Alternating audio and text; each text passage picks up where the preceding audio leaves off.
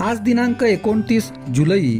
आजच्या प्रवचनाचा विषय, मला कुणाचे दुःख पाहवत नाही.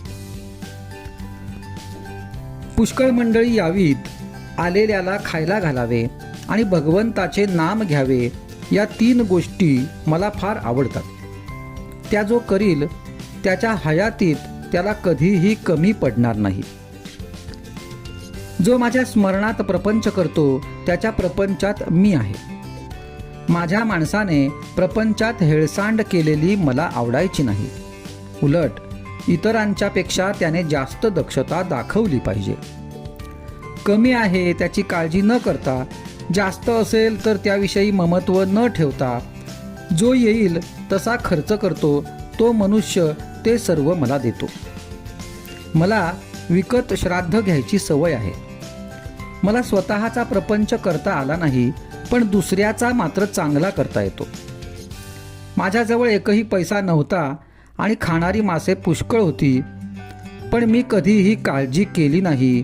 मी आजपर्यंत पैशासाठी कुणापुढे जीभ विटाळली नाही.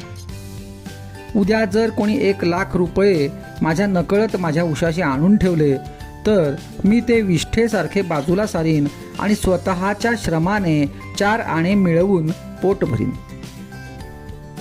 मला आवडते की एक लंगोटी घालावी, मारुतीच्या देवळात राहावे, भिक्षा मागावी आणि अखंड नाम घ्यावे. हे करायला कोण तयार आहे? मी आपला नामाचा हट्ट कधीही सोडला नाही.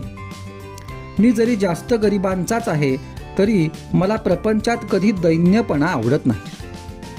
दुसऱ्याकरता निस्वार्थीपणाने भीक मागण्याची मला कधीच लाज वाटली नाही. व्यवहारदृष्ट्या माझ्यामध्ये एकच दोष आहे की मला कुणाचे दुःख पाहवत नाही. माझ्यामध्ये प्रेमाशिवाय दुसरे काही सापडायचे नाही. माझ्यातले प्रेम काढले तर मग मी नाहीच. मला फक्त आईच्याच प्रेमाची कल्पना आहे.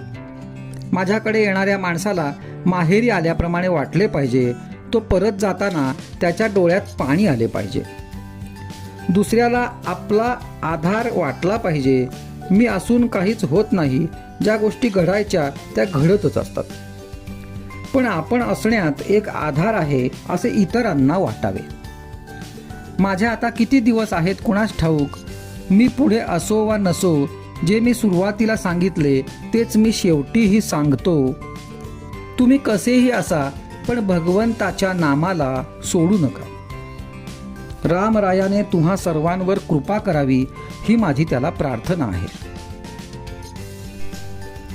तुम्ही माझ्यासाठी इतक्या आपलेपणाने कष्ट करता याची मला जाणीव आहे. या कष्टांचा मोबदला रामरायाच तुम्हाला देईल. तुम्ही सर्वजण आनंदात राहा, हा माझा तुम्हा सर्वांना आशीर्वाद आहे. आजचा सुविचार. माझा असा अनुभव आहे की जो मनुष्य आपले आहे ते रामाला देतो त्याला राम पुरवतो.